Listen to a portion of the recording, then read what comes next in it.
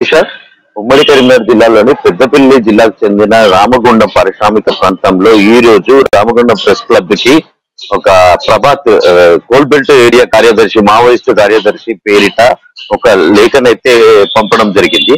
గతంలో కూడా గత నెలలో కూడా ఇద్దరు అజ్ఞాత వ్యక్తులు నెంబర్ ప్లేట్ లేని ద్విచక్ర వాహనంపై వచ్చి ఆ ప్రెస్ క్లబ్ లో ఒక హెచ్చరికను, ఏదైతే రామగుండం ఎమ్మెల్యే కోరుకట్టి చెందర్ ఉన్నారో తనపై తన పద్ధతి మార్చుకోవాలి, ఆ అక్రమాలు ఆపేయాలంటూ కూడా గతంలో ఒక లేఖ విడుదల చేశారు.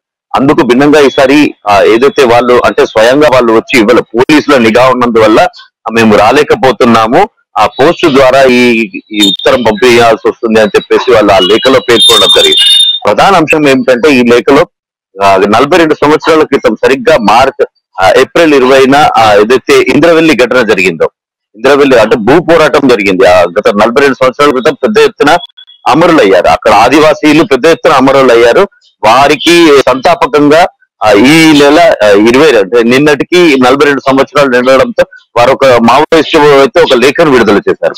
ఎవరైతే బాధితులు అప్పుడు చాలా పెద్ద ఎత్తున పోలీస్ కాల్పుల్లో అంటే అప్పుడు కమ్యూనికేషన్ వ్యవస్థ పెద్దగా లేకపోవడంతో వాళ్ళు ఇచ్చిన సభకు పిలుపు ఇచ్చారు. ఆ మావోయిస్టు అనుబంధ సంస్థలు పిలుపునిచ్చారు. అందుకు అప్పటి ఎస్పీ నిరాకరించడంతో వారికి కమ్యూనికేషన్ గ్యాప్ వల్ల ఆదివాసీలకు ఏం తెలియని ఆదివాసీలు ఆ ఇంద్రవెల్లికి పెద్ద ఎత్తున చేరుకోవడం జరిగింది.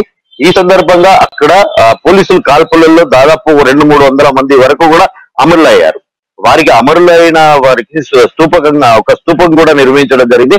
ఆ ప్రభుత్వమో లేక ప్రైవేటు వ్యక్తులు ఆ స్తూపాన్ని కూడా కూల్చివేయడం జరిగింది. మళ్ళీ గిరిజనులు పెద్ద ఎత్తున పోరాటం చేయడంతో ప్రభుత్వం ఐటీడీఏ నిధులతో ఒక స్మారక స్తూపాన్ని అయితే అమరుల కోసం ఒక స్మారక స్తూపాన్ని నిర్మించడం జరిగింది.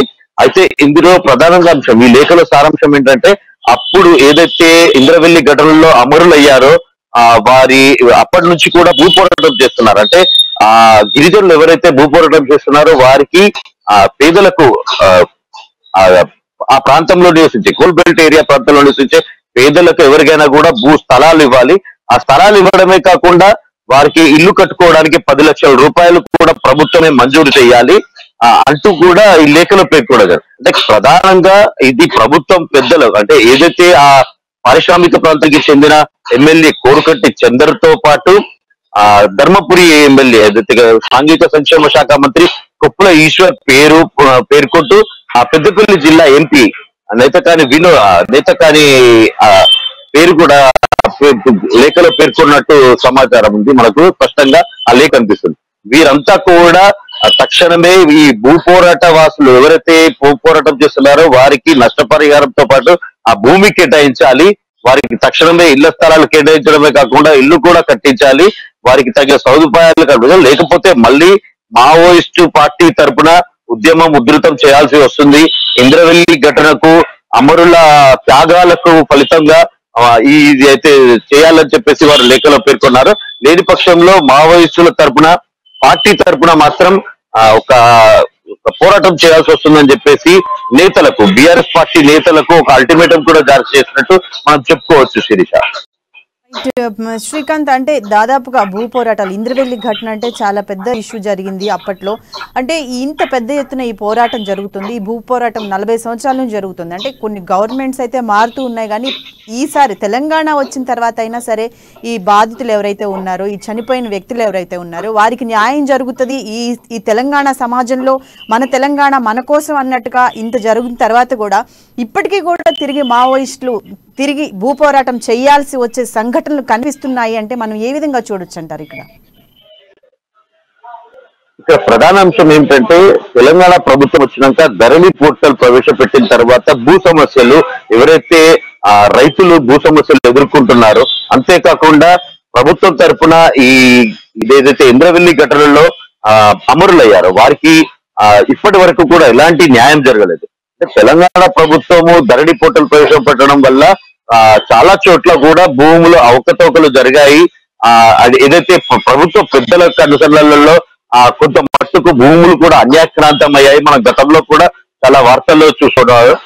ఈ ఏదైతే కబ్జాదారులు ఈ ధరణి పోర్టల్ లో అవకాశంగా చేసుకుని తాము పెద్ద ఎత్తున ఈ భూ కబ్జాలకు పాల్పడటం కూడా జరిగింది. అంటే ఎవరైతే అర్హులు ఉంటారో వారికి కాకుండా బడా బాబులకు ఉపయోగ విజయం అంటే ఈ ఏదైతే ఈ ధరణి పోర్టల్ రద్దు చేయాలని చెప్పి కూడా కాంగ్రెస్ పార్టీ కానీ చాలా పెద్ద ఎత్తున కూడా ఇదంతా ఆ, ఏదైతే ప్రభుత్వ పెద్దలకు పనికొచ్చే విధంగానే ఉంది తప్ప అసలైన లబ్ధిదారులు కానీ ఆ అసలైన నిరుపేదలు కానీ ఎక్కడ కూడా లాభపడే పరిస్థితుల్లో వచ్చేసి కొంచెం ఉధృతంగా చేసిన పరిస్థితులు కూడా ఉన్నాయి. అయితే ఇది 42 ఏళ్ల క్రితం ఇంద్రవెల్లి ఘటన ఏప్రిల్ 20వ తేదీన 25 కాల్పుల ఘటన జరుగు ఇప్పటి వరకు కూడా బాధితులు దాదాపు ఒక 300 మంది వరకు అమరులయ్యారు. కాకపోతే ప్రభుత్వ లెక్కల ప్రకారము ఒక 30 మంది వరకు మాత్రమే అని చెప్పేసి అప్పటి ప్రభుత్వం చెప్పినప్పటికీ దీంట్లో అనధికారికంగా మాత్రం ఒక 300 మంది వరకు కూడా అమరులయ్యారు.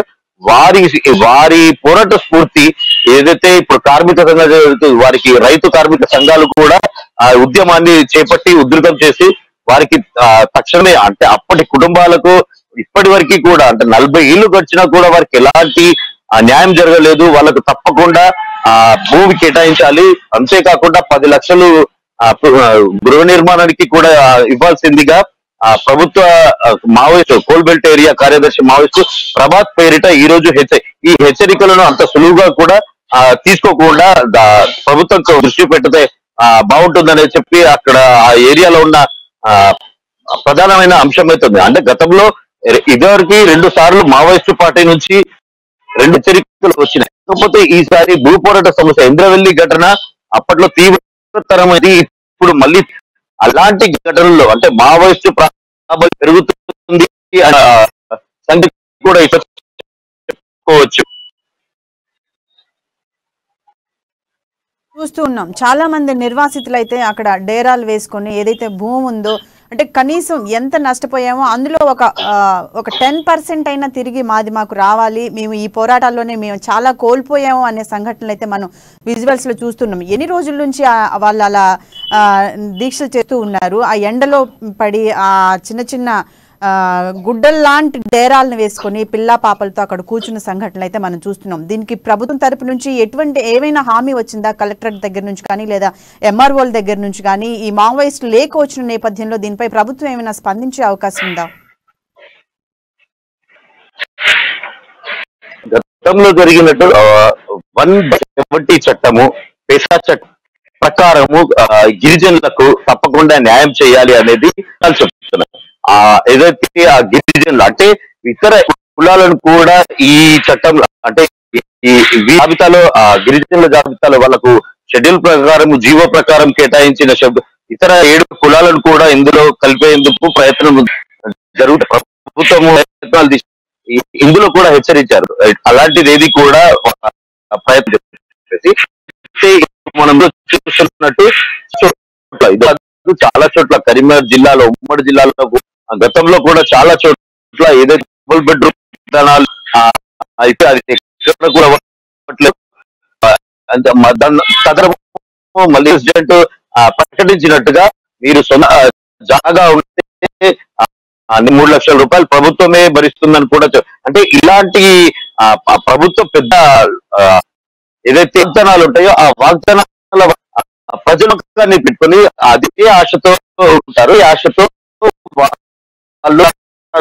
స్థలాల్లో ఏర్పడడం